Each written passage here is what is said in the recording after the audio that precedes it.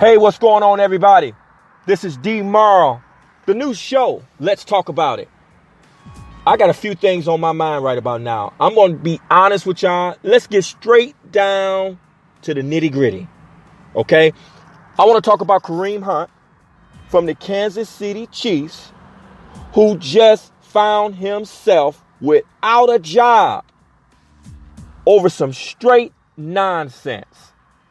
It's just ridiculous, and I'm sick to my stomach. And I'm just coming in automatically on 10 because what I don't understand and what I'm tired of is these young brothers.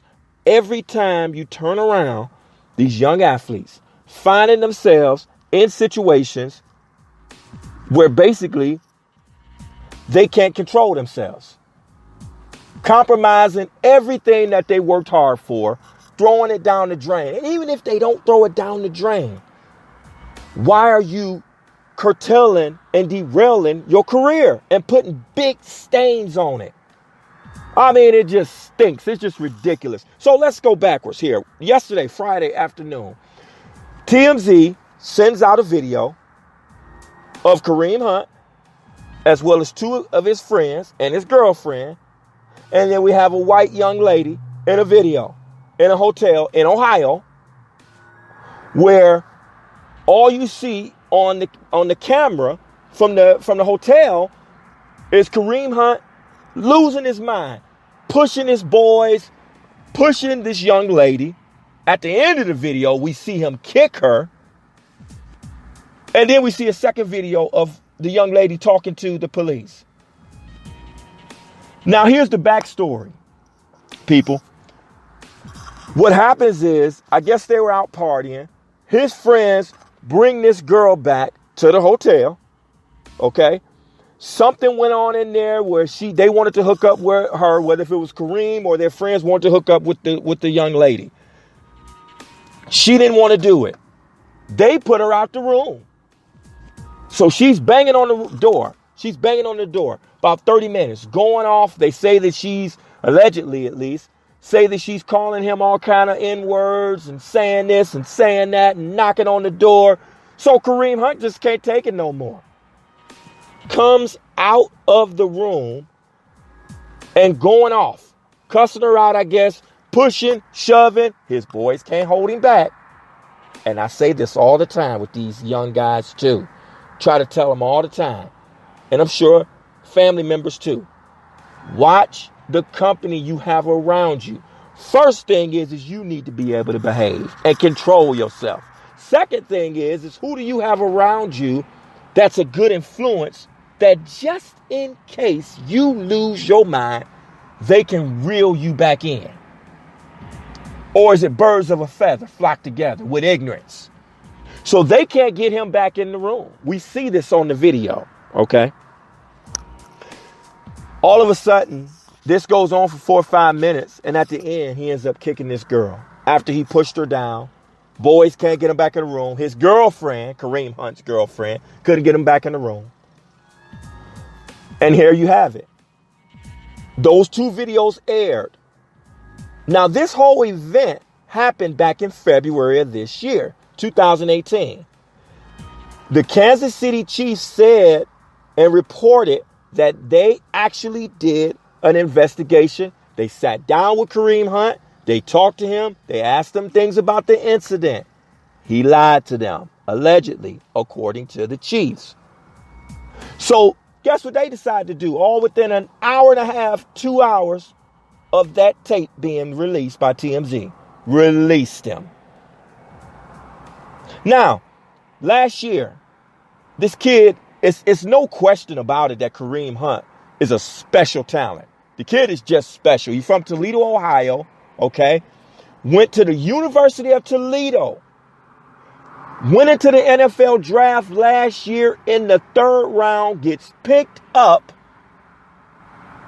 and he rushed for the most yards as a rookie last year. Came in with Patrick Mahomes.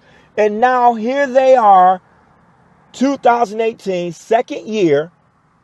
And what happens? He's rushing for many yards. Right now, the Chiefs are at the top and having a very, very good year. And looks like they're in the hunt for the Super Bowl, actually. That's the crazy part about it. And so, what do we have? We've got him with this video and lying to the Chiefs. And so what do? They had to release him. You know why? Because we all remember Ray Rice, don't we? See, they say words speaks volumes. Well, a video is just out of control with what it speaks, right? And what I just can't stand and I'm tired of is these young brothers who work hard, do all this stuff to get to this level, and then I just got to do something to mess it up. I have to. I just can't believe it. But you know what? Look at what happened. This is fresh. So you got Kareem Hunt. And I'm going to just jump real quick on another young brother, Reuben Foster. What did he do? Same thing. Domestic violence charge, 2-time offense by him. Last year, Reuben Foster's girlfriend reported that she had been hit and had put domestic violence charges on him, on Reuben Foster. Now, she came back to the judge and said that she made it all up. Charges was dropped. But then they turn around, he stayed with her, which is the part I don't understand. If anybody put anything on me, a female, and give some false charges on me and say that I hit her, I raped her, I threatened her, I did anything which I would never ever do, but you lied to the police and said that, that would be the last time you ever seen D-Marl's face, as well as ever talk to me again. But this brother stayed with her. And so now he has charges on him again with the same woman. And San Francisco released him. Right when his waivers cleared, inside of 48 hours, Washington Redskins pick him right up. And that's what's interesting, because now we're going to see if somebody within these 48 hours pick up Kareem Hunt. I just don't understand, when are they going to learn the lesson? We can go back a couple of years. You had Chad Johnson, Ocho Cinco. Miami released him because he headbutted his wife. Domestic violence. Ray Rice, we seen the video, knocked his girlfriend out. That's just crazy. These brothers doing this stuff. You don't put your hands on a woman. It's just simple as that.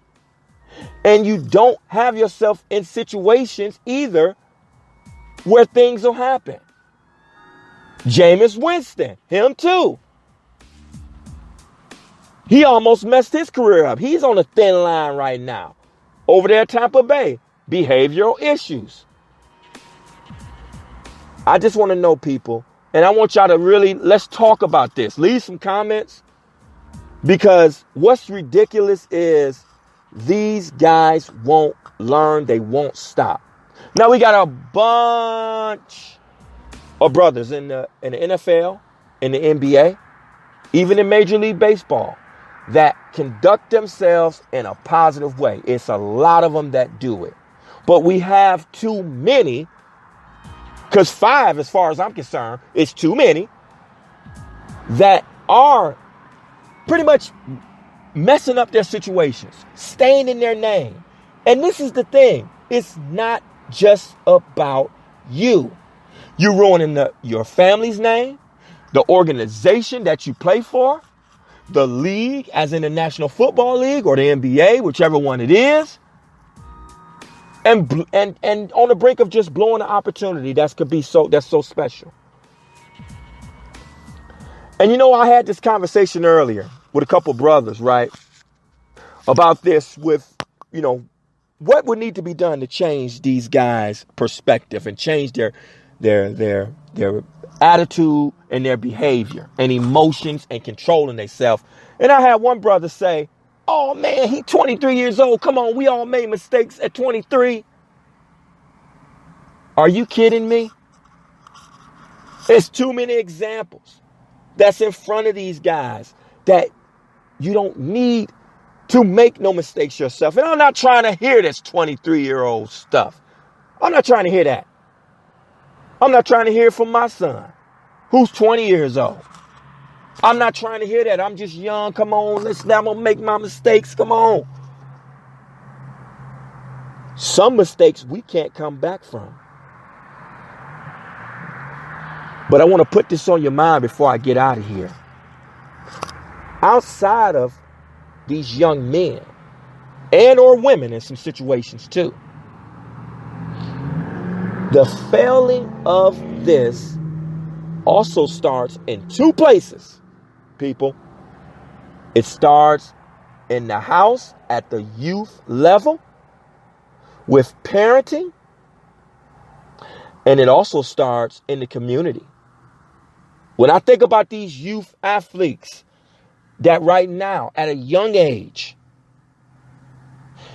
many of their coaches are in their lives, and guess what they care about mostly? They just care about winning. So young Kareem Hunts and Reuben Fosters, when they're 9 and 10 years old and they're playing youth football, oh man, they're so special. Well, they probably were. And a lot of the youth are right now. But guess what's going on at home and in school? We got behavioral problems. Who's shaping them the right way? It takes a village.